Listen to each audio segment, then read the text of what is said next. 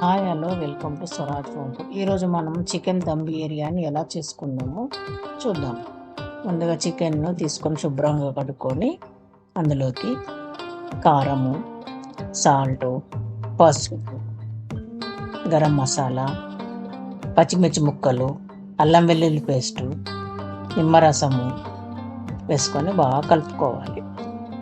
ఇందులోకి పెరుగును కూడా తీసుకొని బాగా కలుపుకొని ఒక 1 అవర్ వరకు నానబెట్టుకుంటే మనకు జ్యూసీగా ఉంటుంది.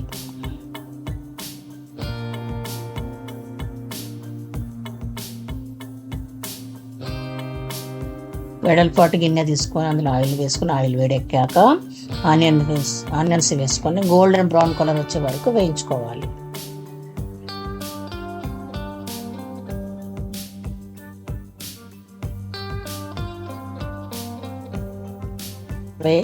వేగిన ఉల్లిపాయలను ఒక గిన్నెలోకి తీసుకుందాం. ఇందులోకి బిర్యానీ ఆకు, పువ్వు, పచ్చిమిరపకాయ ముక్కలు, ఇందాక మనము కలుపుకున్న చికెన్ ముక్కలను అందులో వేసుకొని కలుపుకోవాలి. మూత పెట్టి ఉడికించుకుందాం. నానబెట్టుకున్న బియ్యాన్ని మరో స్టవ్ మీద పెట్టేసుకుని అందులోకి షాజీరా, ఆకు, లవంగాలు, ఇలాచి, చెక్క, పచ్చిమిరపకాయ ముక్కలు వేసుకొని మనము కలుపుకొని ఒక 3 వంతులు ఉడికించుకోవాలి. 3 వంతులు ఉడికిన రైస్ని తీసుకొని చికెన్ ముక్కల మీద మనం పరుచుకోవాలి, లేయర్లా పరుచుకోవాలి.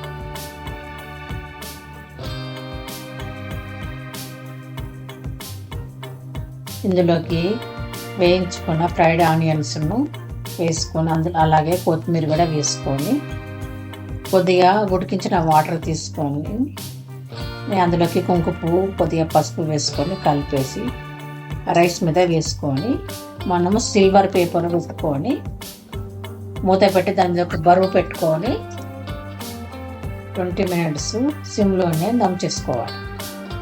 20 మినిట్స్ తర్వాత స్టవ్ ఆఫ్ చేసేసి 10 మినిట్స్ తర్వాత మూత తీసి చూస్తే మన వేడి చికెన్ దమ్ బిర్యానీ రెడీ.